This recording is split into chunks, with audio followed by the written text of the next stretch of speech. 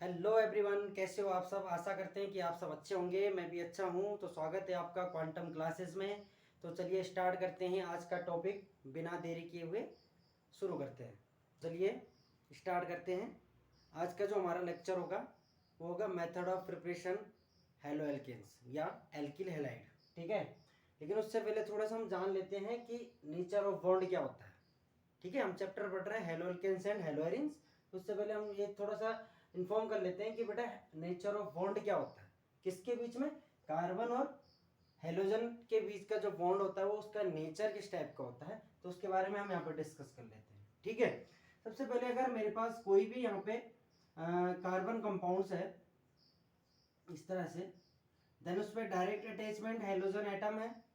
Then in दोनों के बीच में जो बॉन्डिंग होगी वो किस तरह का नेचर का होगा। ठीक है, तो वही चीजें हमें यहाँ पे डिस्कस करनी है। सबसे पहली बात है हमारे पास बेटा जो ये हेलोजन होता है, halogen atom, then more electronegativity atoms होता है। ठीक है, बहुत ज्यादा क्या होता है, इलेक्ट्रोनेगेटिविटी वाला एटम्स होते हैं हेलोजन। किसके कंपैरिजन में? कार्बन के कंपैरिजन में। ठीक है, इस वजह से ज्यादा इलेक्ट्रोनेगेटिविटी होने के कारण इस पे पार्शियली कैसा चार्ज आ जाएगा? Negative charge. और इस कार्बन पे जैसे ये इलेक्ट्रोनेगेटिविटी इंक्रीज होगी तो इसके कंपैरिजन में कार्बन क्या हो जाएगा? Electro positive. क्या हो जाएगा? Electro positive. और इलेक्ट्रो पॉजिटिव होने के कारण इस पे, इस कार्बन पे पार्शियली पॉजिटिव चार्ज आ जाएगा। ठीक है, क्या होगा जब ये मोर इलेक्ट्रोनेगेटिविटी वाला एटम्स हेलोजन इस कार्बन से अपने इलेक्ट्रॉन को अपने पास खींच लेगा। ठीक है, पूरे के पूरे इलेक्ट्रॉन कार्बन के अपने पास एक्सेप्ट कर लेगा, खींच लेगा, इसलिए इसकी इलेक्ट्रोनेगेटिविटी ज्यादा है हेलोजन की। ठीक है, और इलेक्ट्रोनेगेटिविटी ज्यादा होने के कारण इस पे पार्शियली नेगेटिव चार्ज। और जब इन दोनों के बीच में बॉन्ड होता है बेटा उसको बोलते हैं पोलर कोवैलेंट बॉन्ड। कौन सा बॉन्ड फॉर्म होता है? पोलर कोवैलेंट बॉन्ड फॉर्म होता है। सेकेंड मोस्ट इंपोर्टेंट बात इसमें क्या है बेटा कि जब भी आप इलेक्ट्रोनेगेटिव की बात करेंगे हेलोजन कंपाउंड्स में तो सबसे पहले सबसे ज्यादा मोर इलेक्ट्रोनेगेटिविटी फ्लोरीन, फिर उसके बाद क्लोरीन, फिर ब्रोमीन और फिर आयोडीन, है ना। यहाँ पे इनकी इलेक्ट्रोनेगेटिविटी क्या होगी? डिक्रीज हो रही है। ठीक है, सबसे ज्यादा फ्लोरीन की, फिर क्लोरीन की, फिर ब्रोमीन की और फिर आयोडीन की। अगर मैं एटॉमिक साइज की बात करूं तो सबसे छोटा एटॉमिक साइज आपका किसका होता है? फ्लोरीन का, फिर उसके बाद क्लोरीन का, फिर उसके बाद ब्रोमीन और देन आयोडीन का। तो यहाँ पे एटॉमिक जो साइज हो रहा है वो क्या हो रहा है? इंक्रीज हो रहा है on the basis of halogen atom. चलिए शुरू करते हैं। नेक्स्ट टॉपिक हमारे पास method of preparation alkyl halides या हेलो एल्केन्स, है ना। हेलो एल्केन्स या एल्किल हैलाइड्स बनाने की हम प्रिपरेशन सीखेंगे, किस तरह से हम किन किन मेथड से हम लोग हेलो एल्केन्स बना सकते हैं। राइट, फर्स्ट मेथड हमारे पास फ्रॉम एल्कोहल। क्या है? From alcohol. भाई एल्कोहल सभी जानते हैं, एल्कोहल का जो फंक्शनल ग्रुप होता है वो आपके पास OH होता है। ठीक है, फ्रॉम एल्कोहल तो हमारे पास क्या हो सकता है? इसके लिए फर्स्ट हमारे पास है कि जब भी हम किसी भी ROH से हेलोजन एटम को रिएक्ट कराते हैं तो इजीली क्या होता है, जो हेलोजन होता है वो OH को क्या कर लेता है? रिप्लेस कर लेता है। ठीक है, और R की जगह यहाँ पे हेलोजन एटम्स अटैच हो जाता है। तो ये फर्स्ट था आपका। इसका एक एग्जांपल ले लेते हैं। R की जगह मैं प्रॉपर ले लेता हूं यहाँ पे CH3 सिंगल बॉन्ड OH। तो मिथाइल अल्कोहल हो गया। Methyl alcohol react with HCl। ठीक है, in the presence of ZnCl2 catalyst, in the presence of ZnCl2 catalyst के रूप में हम इसको यूज करेंगे। देन क्या होगा? इन दोनों के बीच का बॉन्ड ब्रेक होगा। ठीक है, यहां से ये अपने इलेक्ट्रॉन लूज करेगा, इस पे पॉजिटिव ही चार्ज, तो ये हो जाएगा हमारे पास CH3, ये पॉजिटिव और ये नेगेटिव। ठीक है, तो देखो जो Cl है वो पॉजिटिव चार्ज के साथ रिएक्ट करेगा, यानी कि इसके साथ बना जाएगा आपके पास एल्किल हैलाइड।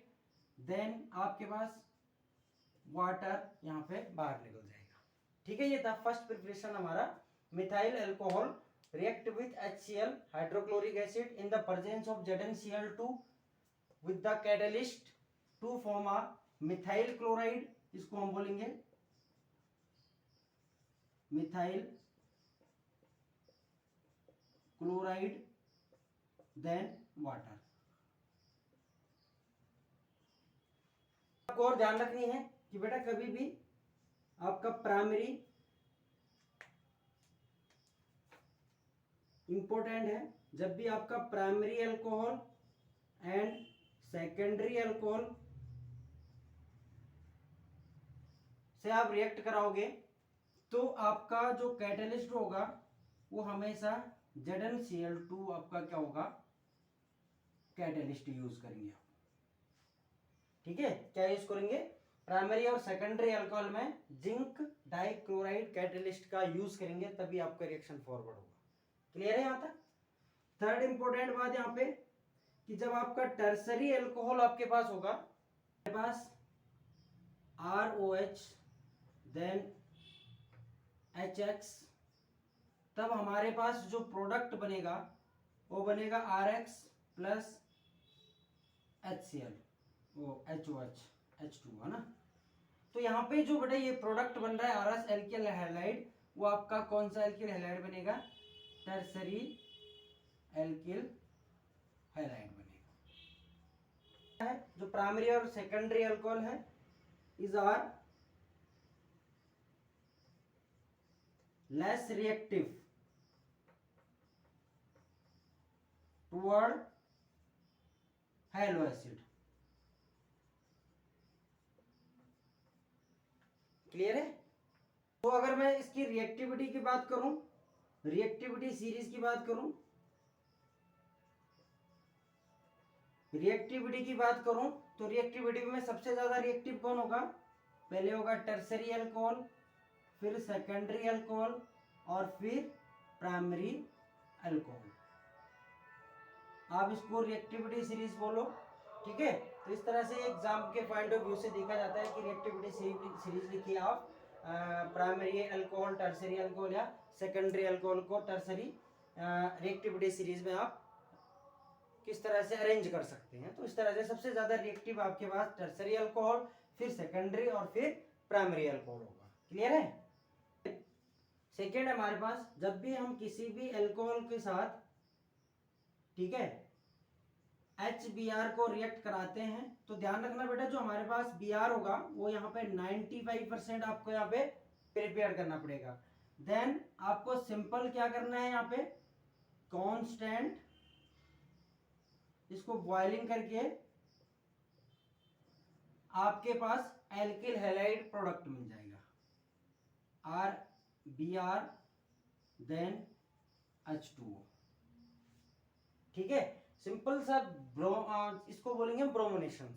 ठीक है, HBr से रिएक्ट करवाया हमारे अल्कोहल के साथ तो उसको 95% हमने HBr लिया, देन कांस्टेंट बॉइलिंग करके हमारे पास क्या बन गया, एल्किल ब्रोमाइड बन गया।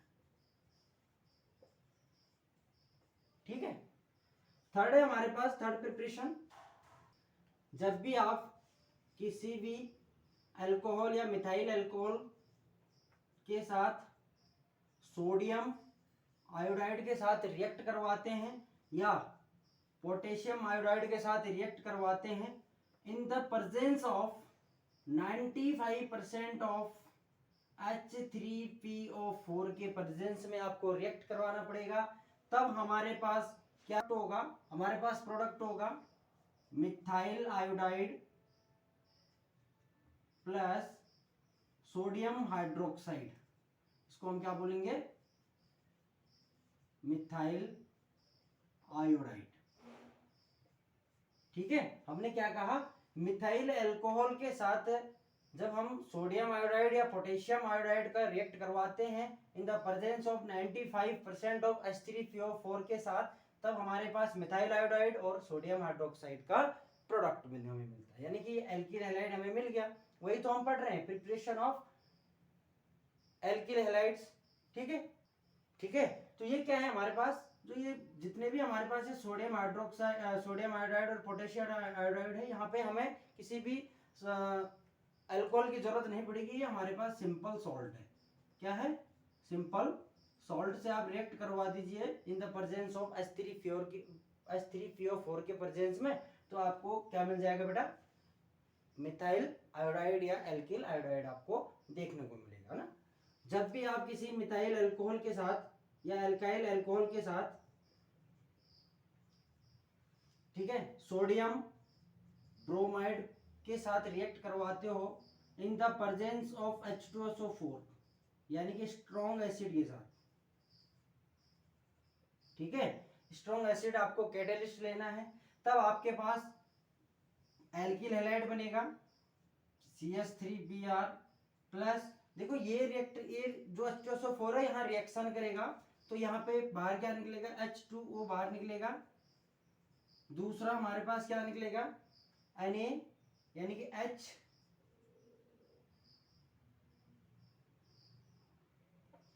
NaHSO4 बाहर निकल जाएगा, ठीक है। इतने सारे प्रोडक्ट हमें देखने को मिलेंगे, ठीक है ना। इसको हम बोलेंगे बेटा मिथाइल ब्रोमाइड, मिथाइल ब्रोमाइड हमें देखने को मिलेगा। क्लियर हो गया यहाँ तक? जब आप NaBr के साथ अल्कोहल को रिएक्ट करवाते हैं तो स्ट्रॉन्ग एसिड आपको कैटालिस्ट लेना पड़ेगा, तब जाके आपके पास एल्किल हैलाइड आपको देखने को मिलेगा, ठीक है। जब आप 3 मोल ऑफ अल्कोहल को PeCl3 के साथ रिएक्ट करवाते हो तो आपके पास 3 mole of alkyl halide and H2PO3 आपको यहाँ पे प्रोडक्ट देखने को मिलेगा, ठीक है। तो इसके प्रेजेंस में आप यहाँ पे क्या करा सकते हो? रिएक्शन करा सकते हो। बहुत सारे रिएक्शन से हमारे पास अल्कोहल बनाने के मेथड है, ठीक है ना। नंबर 6 है, जब भी आप किसी भी अल्कोहल को रेड फॉस्फोरस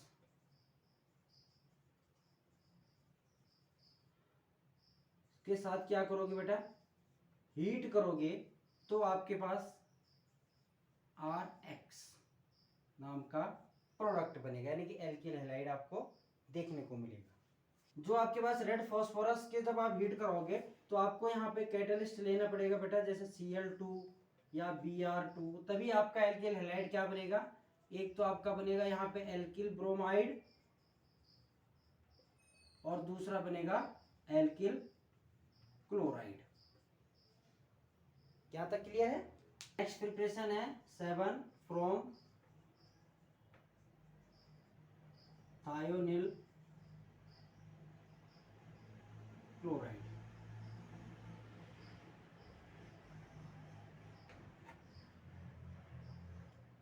थायोनिल क्लोराइड, चलिए स्टार्ट करते हैं। फ्रॉम थायोनिल क्लोराइड, जब भी आप किसी भी मिथाइल अल्कोहल के साथ थायोनिल क्लोराइड को रिएक्ट कराते हो यानी कि SOCl2, तो हमारे पास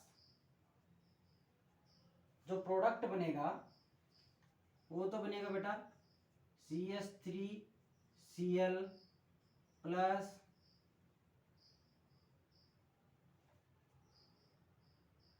SO2 sulphur dioxide plus hydrochloric acid, इतने सारे प्रोडक्ट बनेंगे। लेकिन मेन प्रोडक्ट हमारा क्या है?